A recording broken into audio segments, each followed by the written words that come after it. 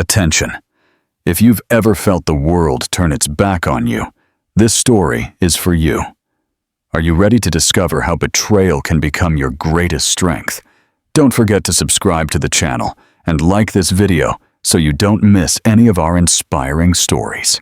In the vibrant heart of London, amidst silent mansions and hallways filled with expensive flowers, lived the couple many called perfect. Alexander Thorne, a real estate magnate, was a man of soft voice and imposing presence. Tall, elegant, with eyes that seemed to hide a dark past, he got everything he wanted, including Eleanor. Eleanor Vance, for her part, was the very image of grace. A former literature professor, she had abandoned her career for love.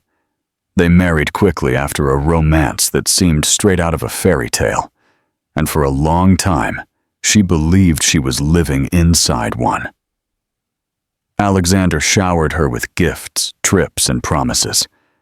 But what captivated her most was the look with which he admired her, as if she were the center of his universe. However, in recent months, that gaze had changed. Alexander no longer looked at her with tenderness.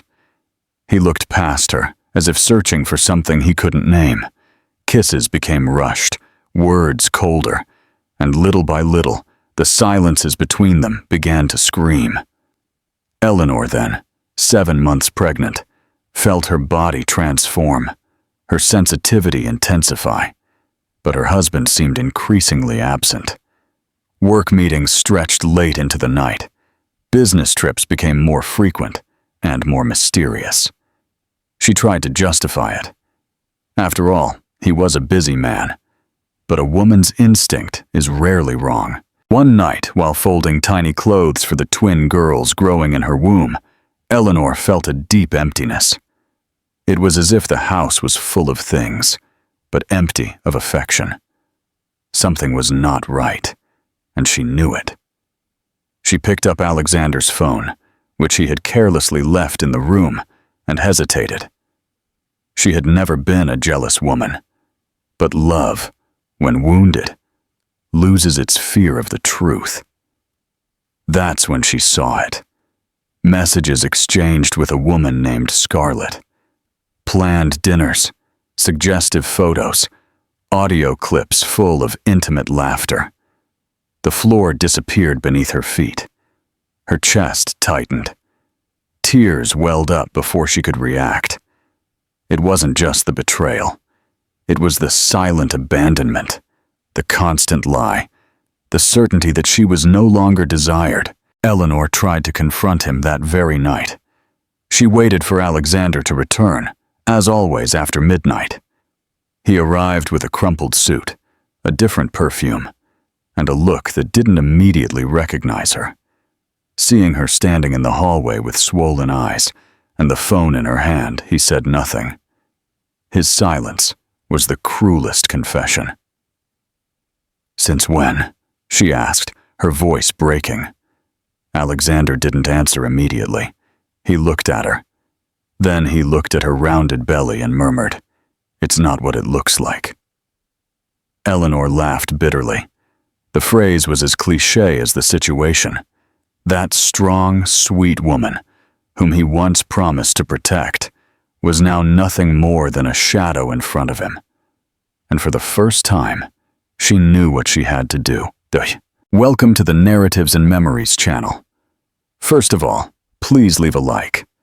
This way, YouTube will understand that our content is valuable and will show it to more people. 3 days after that devastating dawn, Eleanor still hadn't been able to sleep. Every time she closed her eyes, Alexander's face floated over her like a ghost. Not the man she knew, but the strange, distant version he had become. Her hands caressed her belly, where Lily and Rose moved as if feeling their mother's emotional storm. The protective instinct grew within her, but fear paralyzed her. It was then that Eleanor made the mistake of trying to believe again, not for herself, but for her daughters. Alexander had said it was complicated, that things weren't as they seemed. He promised he would travel to Manchester for 3 days to resolve urgent business matters. Maybe, just maybe, she thought, he was telling the truth. Deep down, she still wanted to believe in that man who swore she was the love of his life. Eleanor couldn't explain what led her to make the impulsive decision to travel to Manchester. Perhaps it was the desperation for one last chance. Perhaps it was the desire to fight for her family. With the help of the maid, she got a bus ticket and left without telling anyone, carrying in her bag a handwritten letter, full of nostalgia, pain, and forgiveness. A letter that, naively, she still dreamed of delivering to him, in person. Upon arriving at the luxurious hotel where Alexander was staying, fate did not wait to stab her with the truth, with all possible cruelty. From the lobby, she saw him, among the huge stained glass windows and the marble staircase, the scene she would never forget. Alexander, with a crooked smile, his shirt half open, embracing Scarlett, a dazzling woman in high heels and a tight dress, kissing with the naturalness of those who have nothing to hide, as if she, Eleanor, had never existed. Time stopped. There were no screams, no scandal, just a deafening silence within her. Eleanor felt her heart slow down, her eyes burn, her legs fail. A hotel employee ran to support her, seeing her about to faint. Pregnant and in shock, she was taken to a sofa. Alexander didn't see her, or maybe he did, and pretended not to. And that hurt even more. Eleanor didn't say a word.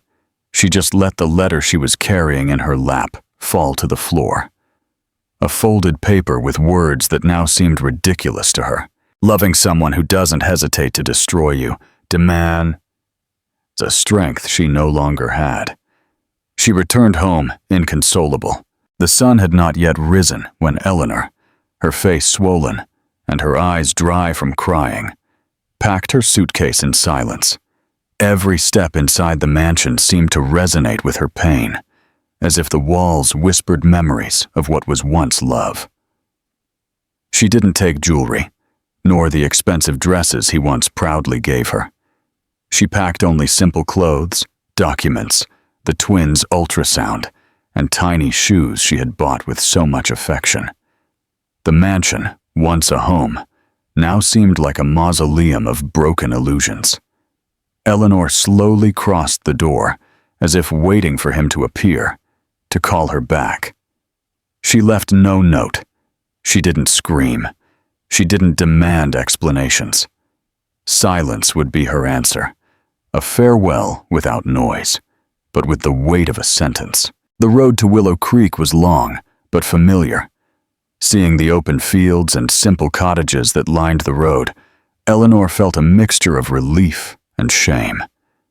It was as if she was returning defeated. But deep down she knew it wasn't weakness that made her return. It was courage. Courage to start over. Courage to raise her daughters away from a love that had turned poisonous. Her parents received her with a tight hug and eyes full of tears. Mrs. Sarah, her mother, asked nothing. She just led her to her old room, where the wooden furniture still smelled of childhood. Her father, David, took a little longer to understand the seriousness of the situation, but when he knew, he lowered his head and just said, "No one has the right to hurt you like this, my dear. You have a home here. You have people who love you." Meanwhile, in his golden tower, Alexander woke up late, believing that Eleanor only needed time to digest what she had seen. He trusted too much in his own charm, in the power that money gave him, and more than that, in the idea that every woman forgives sooner or later. But the phone didn't ring. No message. No sign of life. In the days that followed, Alexander remained silent, waiting for her to return. His pride spoke louder. It wasn't he who had been wrong. It was she who was exaggerating, he told himself. The betrayal, in his mind, was just a momentary slip, something that men like him could explain later. But time passed, and Eleanor didn't come back. Willow Creek, on the other hand, welcomed her with tenderness. The neighbors brought tea, blankets for the babies, and sweet words.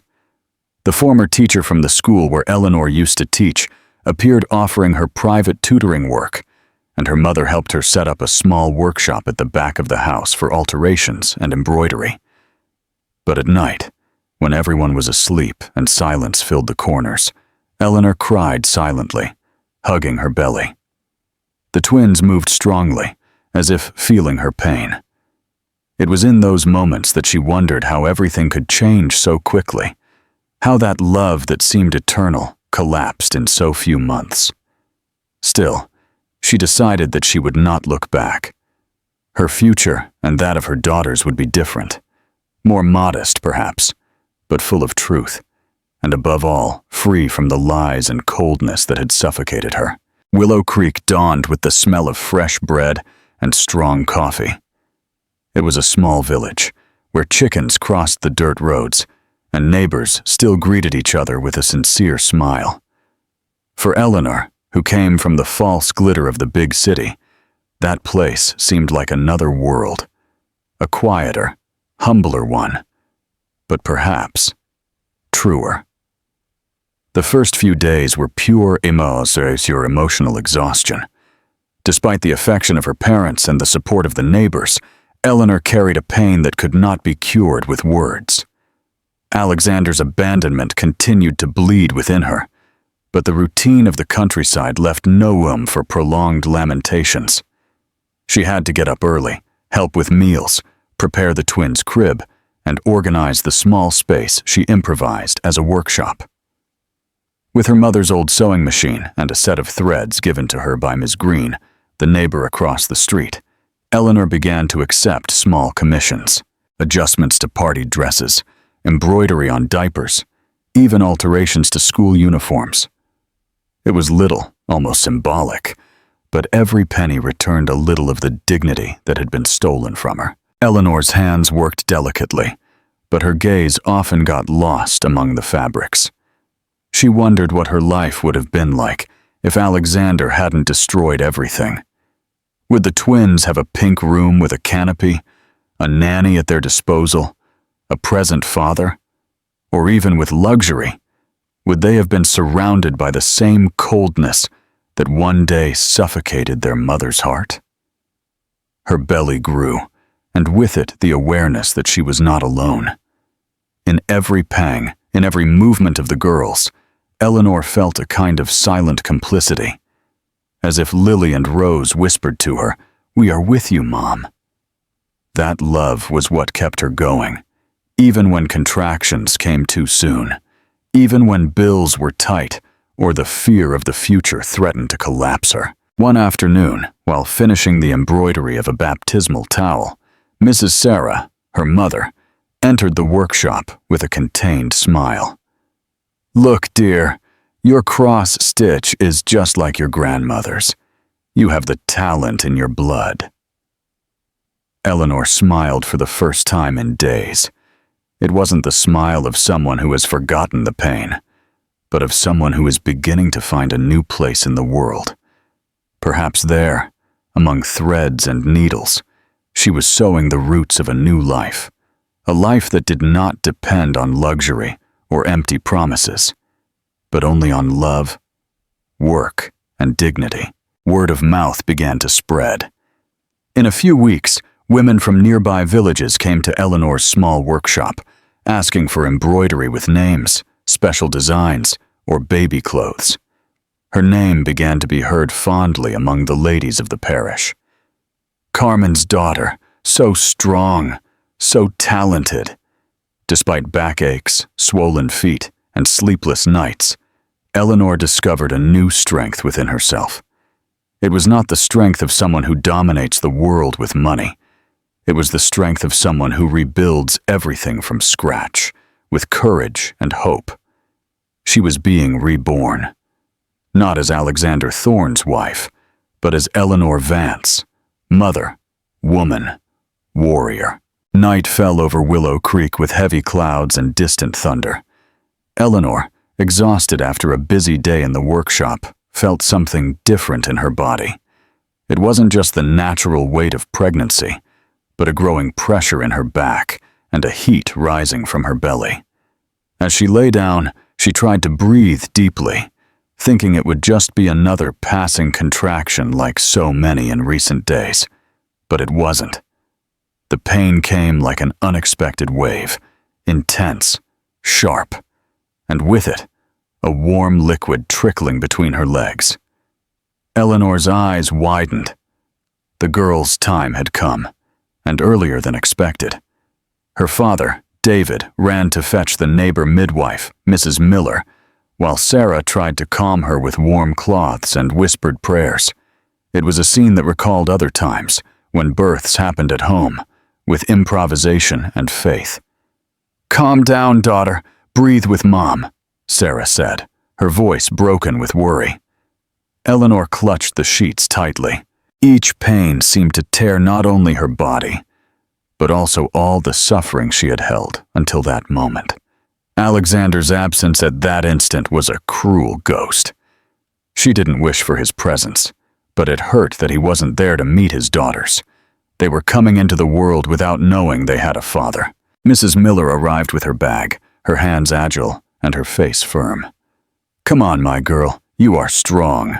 These two are eager to meet you." The labor was long and difficult. The twins were poorly positioned, and the suffocating heat of that night didn't help. Eleanor screamed, cried, prayed, until for a moment everything was silent. Fear settled in the room like a cold shadow. But then a loud cry echoed.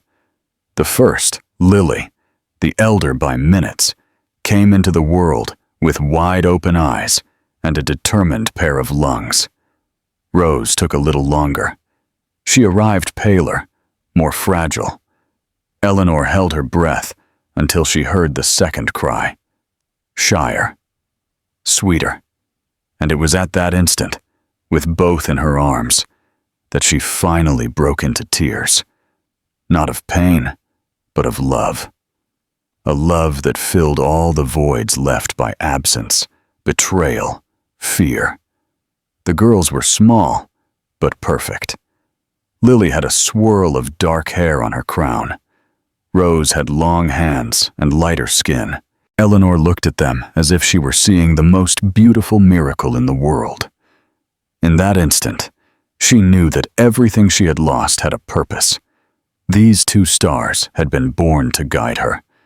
During the early morning, even with pain and exhaustion, she couldn't sleep. She stayed watching her daughters breathe, wrapped in hand-knitted blankets. The storm outside ceased, and a clear sky began to peek through the cracks in the window. Willow Creek dawned with the crowing of roosters and renewed hope. Eleanor, now a mother, felt different, stronger, more complete, and with a certainty in her chest for Lily and Rose, she would face anything, even the past that still haunted her. In Alexander's luxurious penthouse, the silence was so absolute it hurt.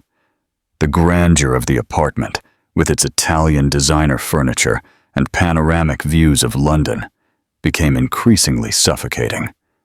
The wide hallways seemed too empty, the walls too cold. Eleanor's absence was a silent scream that echoed in every corner. Alexander tried to maintain his routine. Meetings, corporate dinners, millionaire contracts. But the truth was, he barely heard what others were saying. His mind returned again and again to that last night, to her gaze, to the silent pain he pretended not to see. He didn't know why he didn't go after her. Pride, fear, cowardice, perhaps all of it together. Scarlett, the mistress, had disappeared weeks later, realizing that he was nothing more than an emotionally broken man. She never loved him, and he knew it. It was just a distraction, a momentary illusion amidst the boredom, a stupid escape from the responsibility of loving someone as complete as Eleanor. But now, The only possible escape was loneliness. He tried to find her. Several nights he opened his phone screen and typed messages he never sent. "Forgive me. Where are you? I love you." But none seemed enough. Deep down, Alexander believed it was already too late, that she hated him.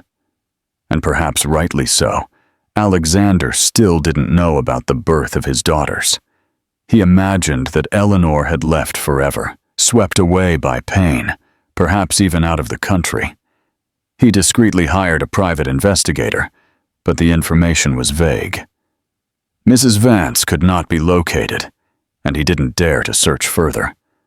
Part of him felt he didn't deserve to know. The nights became torturous.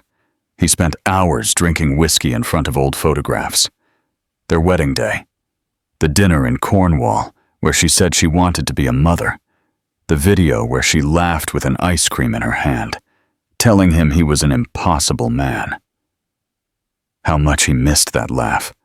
How much he missed her calling him silly when he said something exaggerated. Regret didn't come in large waves, but in drops.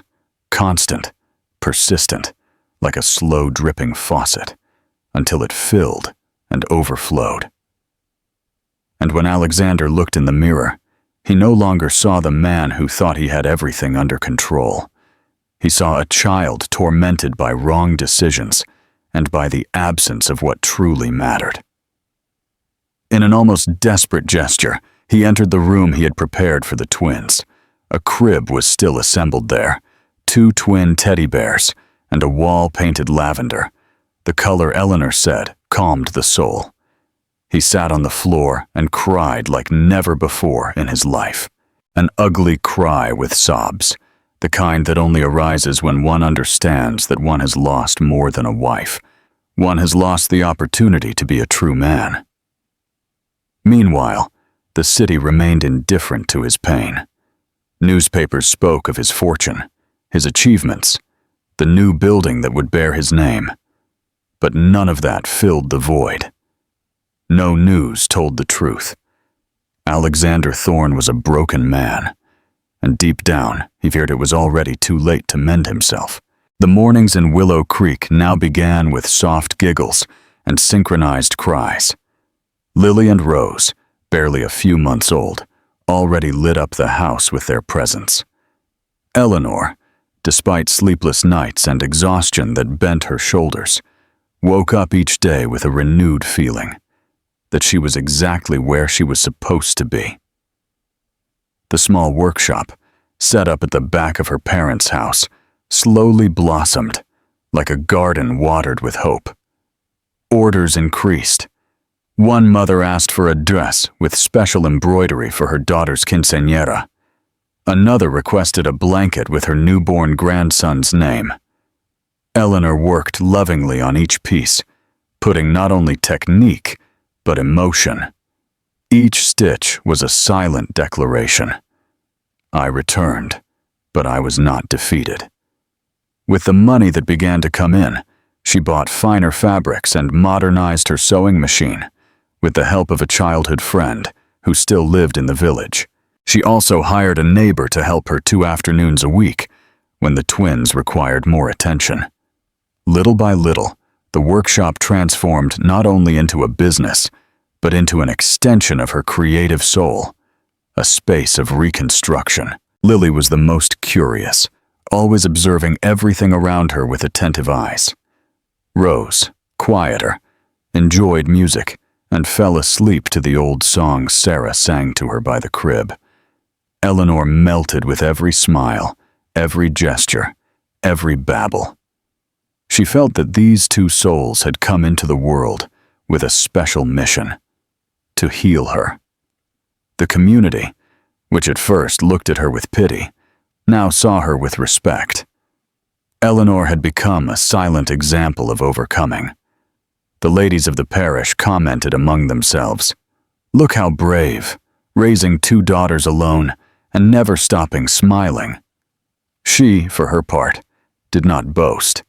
She just thanked being surrounded by people who believed in her, even when she herself doubted. One Sunday afternoon, During a small local fair, Eleanor exhibited some of her pieces in public for the first time.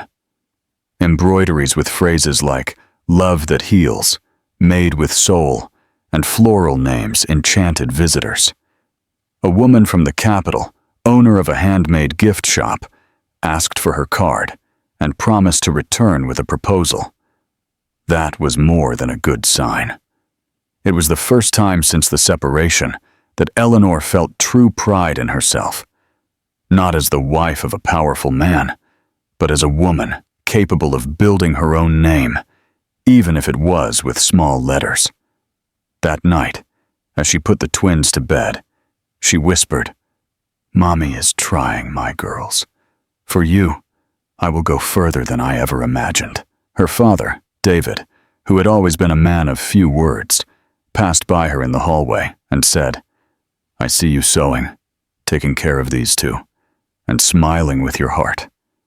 You are stronger than any man I have ever known." Eleanor smiled. The pain was still there in some corner of her soul, but it was no longer the center of her story. The center now was something else. Two bright-eyed girls and a woman being reborn, with every stitch, every achievement, every gesture of love. Alexander Thorne descended from his private helicopter in Cornwall, where a meeting with international investors awaited him. Camera flashes surrounded him. Assistants murmured figures and promises of expansion. He shook hands, smiled mechanically, and said what everyone wanted to hear. But inside, everything in him was a desert, a man in ruins, hidden behind an impeccable suit. Success was nothing new to him. The family empire had only grown under his leadership. Buildings erected, contracts signed, newspaper headlines calling him a business genius. But none of that mattered when he lay down at night. The silence of his penthouse, once a symbol of status, now reminded him of another silence. That of Eleanor leaving without looking back. He began to avoid the girl's room. That lavender wall, the still-wrapped toys, the smell of fresh paint. Everything seemed to mock him. Memories came in painful flashes. Eleanor showing the positive test result, dancing with him in the living room to the rhythm of old ballads, planning girls' names with a tenderness he failed to appreciate. Now he didn't know if Lily and Rose had dark or light hair, if they slept well, if they smiled when they woke up. One morning, he sat in front of a blank screen on his computer. He wanted to write an email, something simple, maybe an apology, but the screen remained empty. He didn't know where to start, or if she would read it. He deleted everything, closed the laptop, and opened another bottle of whiskey. The women who passed through his life were nothing more than occasional presences. None had Eleanor's deep gaze. None knew his silences or understood his pauses. They were empty conversations, forced laughs, encounters that ended with him alone in front of the mirror, wondering when he lost his way. At a gala dinner, a journalist dared to ask, "Mr. Thorne, have you ever thought about having children?" He froze for a second. He replied with an elegant smile, "There are things in life that one is still learning to deserve." That night he returned home earlier. He entered the girls' room and for the first time in months, sat on the floor. He picked up the two twin teddy bears Eleanor had chosen and pressed them against his chest. The tears came silently, without warning. Heavy tears, like those of someone who understands that perhaps it is already too late. The world could see him as powerful, brilliant, invincible. But there, in that unused children's room, Alexander was nothing more than a man broken by his own decisions. And the more time passed, the more he understood that there was no fortune great enough to buy the right to be Lily and Rose's father, nor the privilege of having Eleanor back. It was a hot Tuesday when Alexander landed in Willow Creek. The village was not part of his usual route, but a new residential project demanded his personal presence, or at least, That was the excuse he repeated to himself. Deep down, he knew there was another reason to accept a contract too small for his grandeur. Part of him secretly hoped for a sign, something that might reconnect him with what he had lost. He got out of the car with a crumpled suit, a tired face, and eyes attentive to everything around him. Willow Creek smelled of wet earth, baked bread, simple life, and memories he had tried to bury. The central square was still the same one Eleanor described in her stories, with the old fountain, the kiosk in the center, and children chasing pigeons. He stopped observing, and then fate acted. It was just an instant, a flash, but enough to turn Alexander's world upside down. In the distance he saw her, Eleanor, in a simple dress, sitting on a wooden bench under the shade of a tree. In her arms, two identical girls, with dark braids and sunny smiles. They were playing, one with a teddy bear, the other offering wildflowers to their mother. Time stopped. Alexander ran out of breath. His legs trembled. It was as if every part of his body screamed to move, but his soul was trapped. He recognized those eyes. The twins had hers, identical, deep brown, full of curiosity and strength. It was impossible to deny. They were his daughters, the daughters he never touched, the ones who were born without knowing he existed. Eleanor looked up, distracted, and for a second their gazes crossed. She froze. An involuntary sigh escaped her lips. Her hands instinctively grabbed the girls. Her heart pounded. Alexander took a hesitant step, as if he wanted to approach, but her expression was clear as a scream. "Don't even think about it." "Lily, Rose, let's go home," she said firmly, her voice choked. The girls obeyed without understanding the rush. As they walked away, one of them turned and waved, an innocent greeting. Alexander felt that gesture break his heart. He stood there in the square for long minutes, trying to understand what he felt. Guilt, pain, tenderness, despair, everything mixed.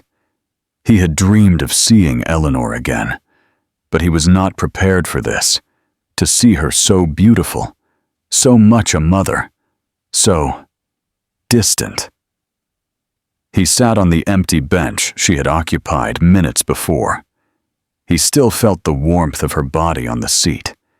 He took out his phone, opened the photo gallery, and looked at an old image. Eleanor holding the positive pregnancy test with tears in her eyes and a silly smile. "They are mine," he whispered, his voice broken. There, only Alexander understood the dimension of the pain he had caused. The decisions he made shaped the reality of those 3 lives, and now fate put him in front of a question he could no longer avoid. Would it be too late to try to change the ending? The day after the encounter in the square, Alexander didn't sleep. He spent the whole night sitting on the bench of the small hotel where he was staying, staring into space, listening to the sounds of a slowly waking village. His eyes were red, but not from tiredness, but from anguish.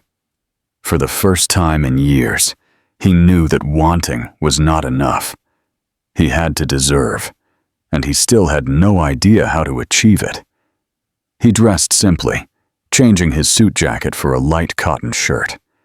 He wanted to look less like a businessman and more like a man.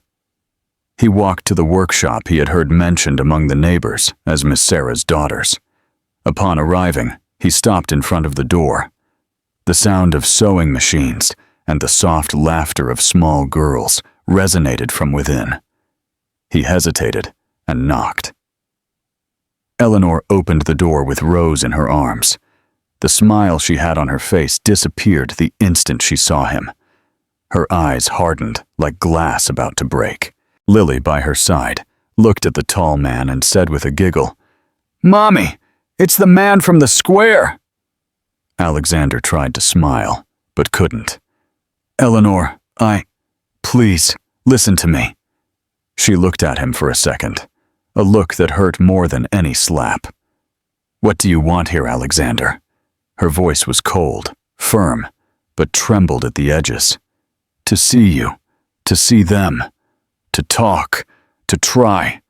He took a deep breath. "I know I hurt you, but you destroyed me, Alexander." The words came out like blades. She put Rose in an improvised crib next to the sewing table and crossed her arms.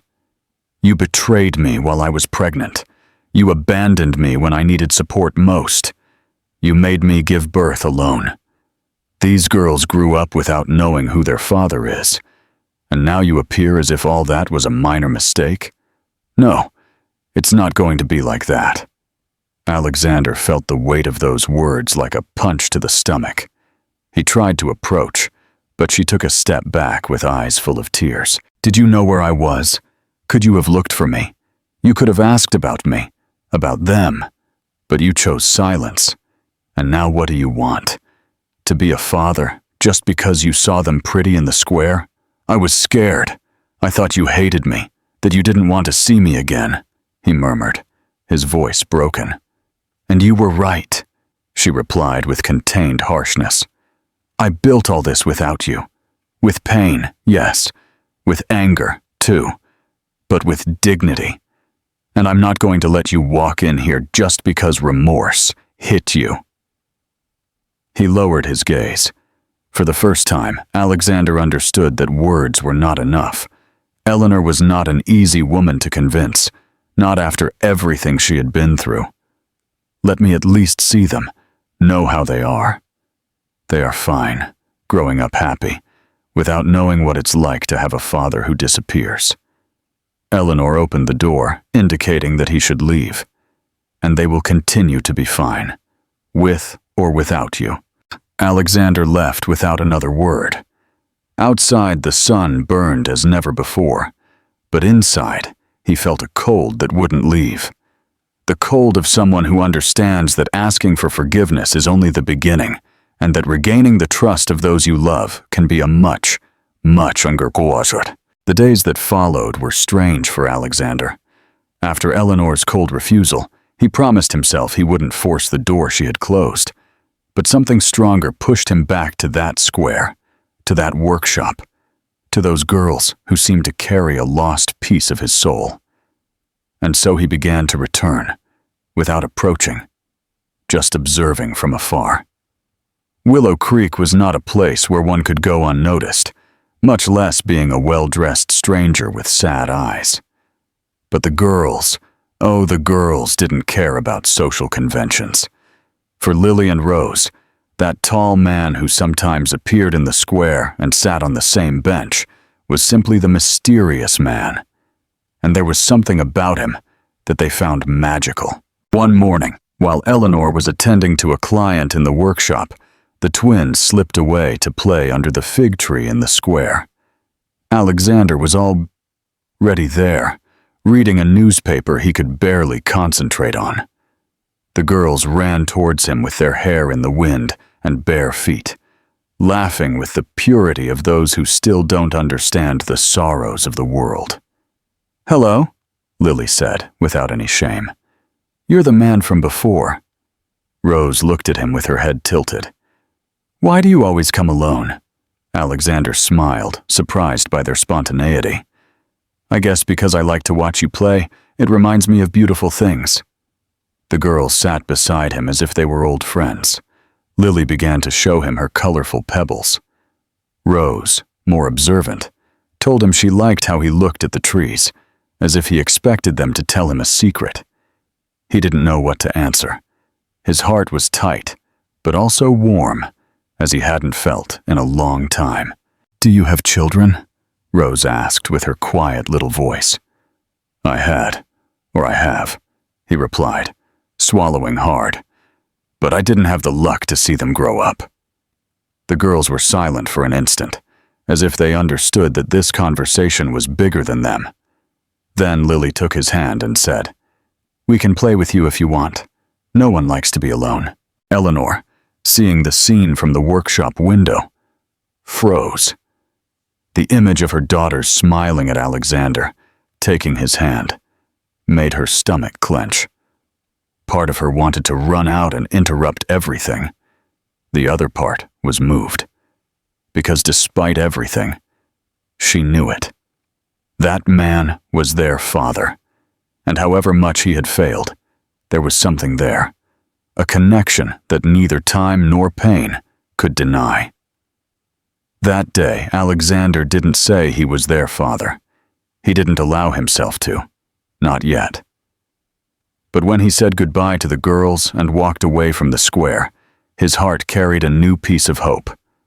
Perhaps, just perhaps, true love, the kind that is born between fathers and daughters, still had a chance to flourish. The sunset in Willow Creek painted the sky orange when Eleanor appeared in the square. Alexander was there, as in recent days, sitting on the same bench, watching the twins from afar as they played with other children. This time, however, he wasn't expecting her, and he was speechless to see her approach with firm steps and a gaze full of emotion. "We need to talk," she said bluntly. He slowly stood up, his heart racing. Eleanor led him to a more secluded corner of the square, under the shade of some blooming jacaranda trees. The cicadas sang loudly, as if they too wanted to participate in the conversation. Alexander tried to say something, but she raised her hand, asking for silence. "Do you want to know how it was? I'm going to tell you because you deserve to hear it, and carry that story forever." And then she began to speak.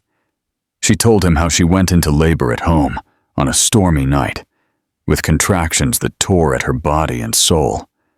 She told him there was no hospital nearby, that a midwife arrived in a hurry, that Rose was born with difficulty breathing, that she almost fainted from exhaustion, and that all this happened without him making a single call. "I screamed your name, Alexander, not because I needed you for love, but because I was scared of dying and leaving 2 orphaned daughters with a living father." He looked away without responding. Every word was like a stone thrown against his chest. Eleanor spoke of sleepless nights, of days when she had no money for diapers, of the shame of asking neighbors for help. She told him how she embroidered by candlelight when the electricity was cut off, how she held back tears so her daughters would never see her cry. "And you know what I thought in all those moments? That maybe you were at some party, drinking champagne, saying your wife had left you. That you played the victim while I buried my dreams?" Alexander clenched his fists, his face pale. But he didn't defend himself. He didn't ask for forgiveness. He just listened, because deep down he knew there was no possible defense against what she had lived through. "But I didn't die, Alexander. I survived. And not because of you, but because of them. Because even when the world turned its back on me, Lily and Rose looked at me with those little eyes, and, without saying a word, reminded me that it was worth continuing." She took a deep breath, her eyes full of tears, but not letting a single one fall. "I don't know what you want now, but you have to know that it's not easy to erase all this. You were the love of my life, and also my greatest pain." Alexander, with glassy eyes, took a step forward. "I know I can't erase anything I did, but let me at least try to write a different chapter, even if it's from the outside." Eleanor looked at him in silence for long seconds. Then she turned away, leaving him alone under the tree. She didn't say yes. She didn't say no. But in that charged silence, there was something new. For the first time, she made him feel the real weight of the past, and, perhaps, the value of a possible forgiveness. After the conversation with Eleanor, Alexander did not return to the capital. He could have taken refuge in his usual luxury, in dinners with investors, or in the businesses that awaited him. But something in Willow Creek held him back. Or rather, someone. He finally understood that he would recover nothing with rehearsed speeches. He had plenty of pretty words, But what Eleanor and his daughters needed was something much rarer: consistency, action, truth. The next morning, without telling anyone, Alexander showed up at the village public school. He asked for a meeting with the principal, a gray-haired woman named Mrs. Thompson. He wanted to know what was needed, what needed to be improved. At first, she was reluctant, distrustful of this city man with manners from another world. But seeing him write everything down seriously, something changed. "We're not asking for miracles, Mr. Thorne," she said. "But our students deserve dignity. Fans in the classrooms, new books. Some come without shoes," she said firmly. The following week, 3 fans arrived discreetly, without logos, without advertisements. They were simply installed silently by a group Alexander hired. Then came the books, the uniforms, and a small repair to the library roof. He never mentioned his name. He paid for everything without bragging, as if he finally wanted to do something good without expecting applause. Eleanor found out. News traveled fast in Willow Creek. At first she thought it was another ploy, a staged performance to clean up his image. But over time she noticed. He wasn't trying to buy forgiveness. He was, for the first time, building something. Not for her, but out of a belated sense of responsibility. He was a man trying to be better, of his own free will. In another unexpected gesture, Alexander began to frequent the local market. He chatted with neighbors. He bought fruits he never ate. He listened to stories he would never have known at his Mayfair dinners. He learned to call people by their names. He learned that humility was not kneeling, but listening with an open heart. One day, one of Eleanor's neighbors, Mrs. Green, found him cleaning the school garden. She approached him with a mischievous smile and said, "Love makes people do these things, doesn't it? Helping without wanting anything in return." Alexander just smiled, covered in dirt and sweat. Maybe it's just regret, trying to become something useful. Eleanor watched him from afar. From time to time, she saw him pass with tools, simple clothes, and a different air. He was not the same arrogant man who one day made her feel invisible. She still didn't trust him, but something inside her began to soften. Because deep down she knew, true change is not shouted, it is lived. And so, like someone who sows without knowing if they will reap, Alexander began to build a new version of himself in Willow Creek. In silence, day after day, like a man who lost everything, but who was finally beginning to understand the value of small things. The mornings in Willow Creek were no longer the same for Lily and Rose. Since they met the man from the square, both their curiosities grew like summer flowers. There was something about that man that went beyond his kind manner or his sad eyes. Something that made the girls' hearts beat faster, as if he held a secret key to a place within them that no one else could reach. Eleanor watched from a distance. Unlike what her maternal instinct screamed at her in the early days, she did not prevent the encounters. She did not encourage them, but she did not avoid them either. She wanted to see how far this would go. She wanted to understand if that connection was real or just the result of the absence of a father figure. In the square, Alexander began to bring stories to tell. He invented magical characters, adventures in enchanted forests, and always made the protagonists named Lily and Rose. The girls laughed heartily, lying on the grass with shining eyes. He listened to them patiently. He asked them questions. He taught them how to plant seeds. He drew figures on the ground with twigs. One of those days, Rose was silent for a moment, watching him carefully. "Do you miss someone?" she suddenly asked. Alexander swallowed. "Every day," he replied, without looking away from her. Lily, more impulsive, approached and took his hand. "You look like us. Mommy says we look like someone very important." He smiled, moved, and felt his eyes sting. The truth weighed in his chest, but it was not yet time.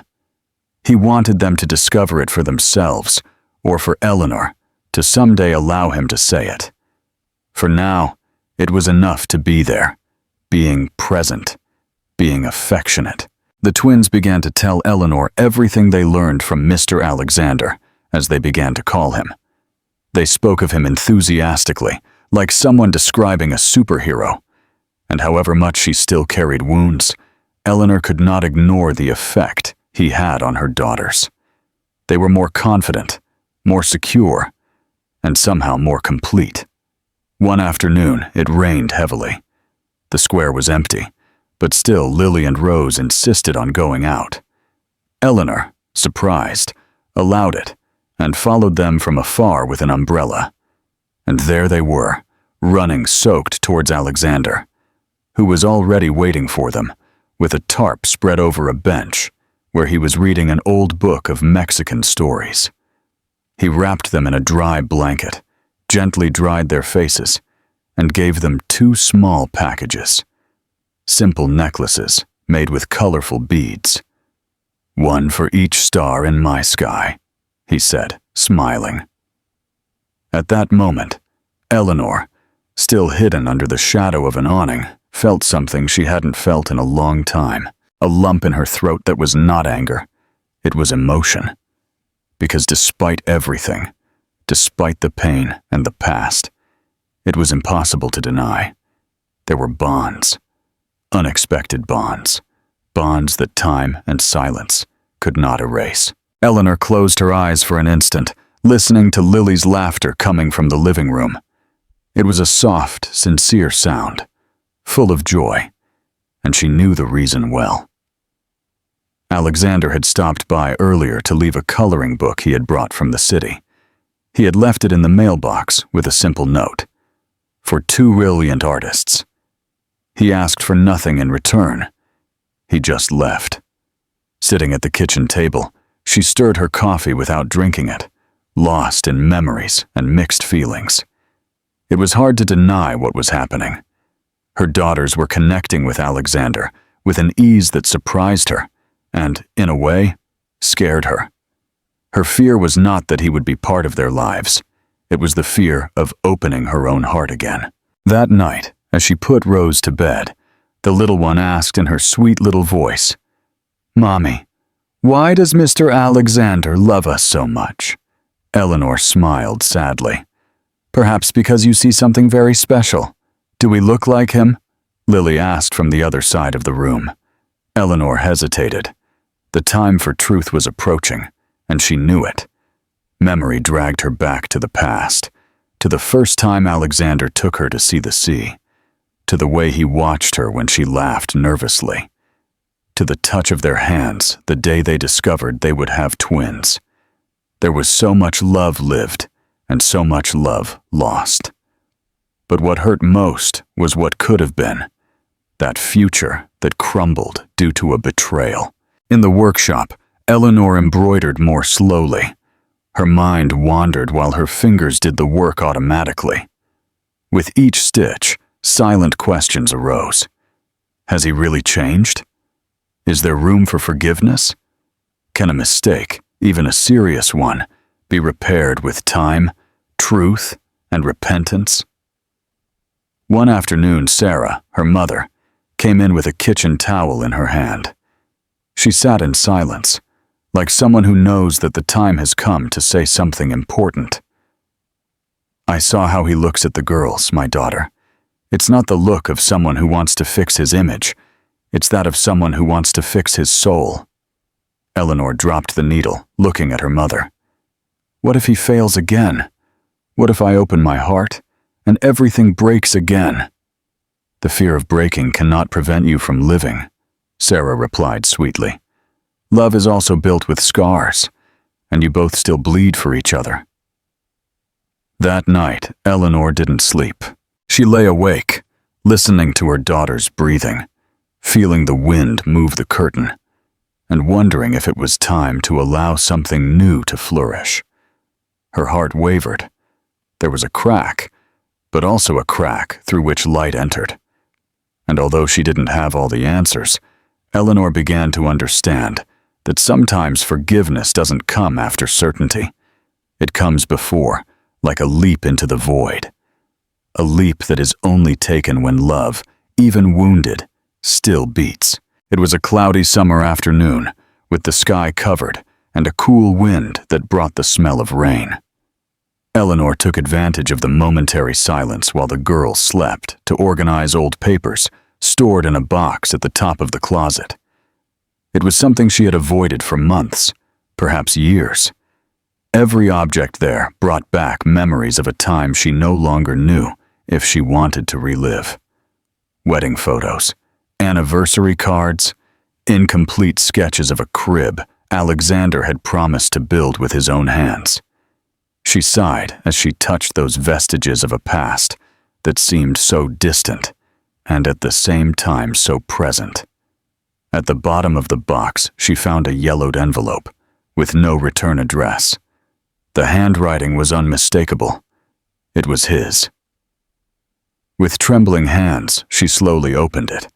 The letter was carefully folded and the paper slightly stained, as if it had already received tears before hers. She began to read with a racing heart, as if she was about to discover something that would change everything. And indeed, it did. Eleanor, I don't know if you'll ever read this, but today, when they told me you went into labor and they notified me too late, I felt a desperation that has no name. I locked myself in the girls' room, picked up the teddy bears we bought together, and cried like a child, because I understood that I lost everything. You, them, the opportunity to be a real man. Eleanor held her breath. She never knew that Alexander tried to find out about the birth. She never knew that he allowed himself to cry. You can hate me, and I understand. I hate myself too. There is no justification for what I did. I not only betrayed you, I betrayed the daughters we dreamed of together. If they were born well, if you are well, I thank God. And if you never want me in your life again, I will accept it. But I needed to say it. I loved them from the first second, even though I failed to show it. Tears ran down Eleanor's face uncontrollably. It was as if that letter had been written to tear down the barrier she had so carefully built around her heart. She finished reading, pressing the paper against her chest, feeling every word as a silent plea. In the final part, Alexander had written something that seemed to shout across the years. If you ever forgive me, even in silence, I want you to know that I will always be near, always trying to be the man you deserved from the beginning. Eleanor stood there, motionless for long minutes. The silence of the house contrasted with the whirlwind inside her. For the first time, she saw not only the man who betrayed her, but also the man who had lost himself and who was perhaps trying to find himself again out of love. She put the letter back, not at the bottom of the box, but in her bedside table drawer. That night, as she kissed Lily and Rose before bed, she felt something different, a new lightness. It wasn't complete forgiveness yet, it wasn't recovered love yet, but it was a space where the past was slowly beginning to find a place to redeem itself. Eleanor walked along the dirt path that led to the small hill behind her parents' house. It was there, among twisted trees and the singing of birds, where she used to reflect as a child. Now, with Alexander's letter folded in her coat pocket and her heart in disarray, she sought in that place the silence necessary to understand what she really felt. She had read the letter more than once. Every word seemed to resonate within her, disarming the defenses she had built with so much effort. It still hurt to remember everything she had lived through alone, but now a new feeling was beginning to grow. It was not immediate acceptance, but an uneasiness, a question that insisted on returning. What if he really is trying to change? At the end of the afternoon, she sat on the porch with her mother. Sarah was sewing a colorful quilt. Unhurriedly, like someone who knows that life is also mended little by little. Eleanor, her gaze lost on the horizon, finally spoke. "Mom, do you think a person can change?" Sarah looked at her daughter with serenity. "We all change, my love. The question is why, and for whom." "He wrote a letter the day of the birth. He never gave it to me, but it's written from the heart." Eleanor sighed. "I don't know what to do. Part of me wants to forgive. Another is afraid of being foolish." "You wouldn't be foolish. You'd be brave," Sarah replied sweetly, placing her hand on her daughter's. "Pride protects, yes, but it can also isolate. And sometimes you have to know when to let your guard down." Eleanor thought of the cold nights when she cried inconsolably, of the times she wished Alexander were by her side, not to fix everything, but just to hold her hand. And now he was there, slowly trying to earn back the place he abandoned. Memories of the beginning came back strongly. The day he painted the twins' room with his own hands, breakfasts in bed, dreams whispered in the dark. But the ghosts also returned. The kiss she saw with Scarlett, the cruel silence, the abandonment. It was as if two hearts lived within her, one laden with wounds, the other full of longing. "I don't want my daughters to grow up without knowing what a father's love is, but I also don't want them to learn that forgiveness is given easily," she said, looking at Sarah. Her mother smiled tenderly. "Then teach them that forgiveness is not easy, but it comes when there is truth, when there is sincere repentance. Teach them that forgiving is not forgetting, it is choosing what is worth rebuilding." That night, Eleanor took the letter again, read it one last time, and left it on the table. The wind came through the window, bringing the smell of the countryside and the distant sound of her daughter's laughter. Her heart still wavered, but something was clear. Perhaps it was time to let pride rest and give forgiveness a chance to rise. It was a sweltering summer afternoon when everything changed. Lily and Rose were playing in the yard, running among the fruit trees, laughing heartily as always. Eleanor was preparing juice in the kitchen when she heard a sharp scream.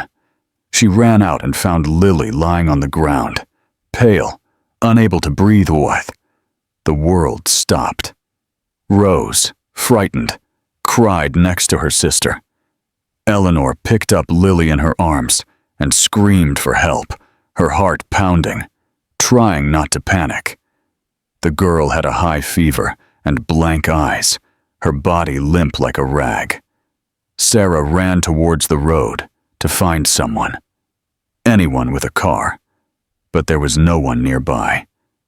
And then he appeared. Alexander, who at that moment was visiting the school, heard the screams and ran towards the house. Seeing Eleanor desperate, sweating cold, and holding her unconscious daughter, he didn't hesitate. "Give her to me quickly. Let's go to the hospital." Without time to resist, Eleanor handed Lily to him. They got in the car together. Alexander drove like crazy down the dirt road, dodging potholes and gripping the steering wheel tightly. Eleanor held her daughter's hand and prayed. "Hold on, my love. Mommy's here. Hold on." At the hospital in the neighboring village, Alexander ran with Lily in his arms to the emergency room. He shouted for help, demanded immediate attention, and stayed by her side until the medical team took over. Eleanor, trembling, watched everything, unable to breathe properly. It was as if the past and present merged into a scene that revealed who he was now, a father willing to give everything for his daughter. Hours later, in the hospital hallway, a doctor reported that Lily had had a strong allergic reaction to a plant in the garden. It was serious, but she was out of danger. She was sleeping, sedated. Eleanor sank onto a bench, relieved. Alexander sat beside her, his eyes full of tears. "If something had happened to her," he said almost in a whisper, "I wouldn't have been able to handle it. Eleanor looked at him, really looked at him. She saw the man who, even after everything, held his daughter carefully. He faced the road bravely and stayed by their side. There was no vanity, no pride, no excuses. There was love. A love that, though wounded, still beat there, in every gesture. "You acted without thinking of yourself. You only thought of her," Eleanor said, her voice breaking. That's what I waited for so long." Alexander didn't reply. He just took her hand gently, and this time she didn't pull away. They sat in silence, side by side, like two survivors of an emotional war. And in that moment they knew something had changed. Because when life pushes you to the limit, true love doesn't shout. It remains. The sun rose timidly that morning, illuminating the fields of Willow Creek with a soft, golden light. It was as if nature itself had understood the importance of the day. Among fruit trees, wildflowers, and wicker chairs lined in the middle of the green, a simple altar had been set up, decorated with handmade lace and sunflowers, Eleanor's favorite flowers. The small ceremony gathered few guests: her parents, some dear neighbors, the children from the school Alexander had supported, and a solitary guitarist playing soft melodies. There was no luxury, no ostentation, just love and presence. Every detail was laden with meaning, as if each flower had been sewn with forgiveness, each ribbon tied with hope. Eleanor walked down the grass aisle in a simple but charming white dress, embroidered by herself during silent nights. In her eyes, there was calm and a contained emotion that overflowed in her smile. By her side, Lily and Rose, dressed in lavender, carried the rings in small wicker baskets. They laughed, a little shy, but they knew exactly what that moment represented. Alexander waited for her at the altar. He wore white, his hair slightly disheveled by the wind, but he was no longer the same man as before. The gaze he directed at Eleanor was not one of possession, but of gratitude and reverence. A look from someone who understands that loving is caring, listening, staying, even when everything seems to fall apart. When Eleanor reached his side, he took her hands gently. For an instant, time stopped. There was no longer pain, only memory and a desire to start over. The justice of the peace, visibly moved, could barely hold back tears as he began the ceremony. "Today, before God, nature, and those who love you, we not only renew vows, but destinies," he said, his voice breaking. Alexander looked into her eyes and said, "I lost you out of fear and found you again out of love. I promise to be present, to be a root, to be a refuge. I promise to honor every step you took when I wasn't there. And I promise, above all, to deserve your forgiveness every day." Eleanor squeezed his hand, her eyes full of tears. "I loved you with innocence. I lost you with pain. And today I receive you with awareness. I promise not to forget what we lived, but to transform that into strength and build by your side, with our girls, a home made of truth." Lily and Rose handed over the rings with shining eyes. Seeing their parents exchange kisses and smiles, the youngest asked in a tiny voice, "Now, are we all together forever?" Eleanor knelt down and hugged her tightly. "Yes, my love, now we are." And there, among open fields and rebuilt hearts, the past finally bowed before the present. Love was reborn, not as before, but as never before, more mature, deeper, and finally, complete. I invite you to leave your opinion about this incredible story in the comments. If you liked it, share it, and subscribe to the channel to support our work. Another story is appearing on your screen that will probably also move you. Don't miss it.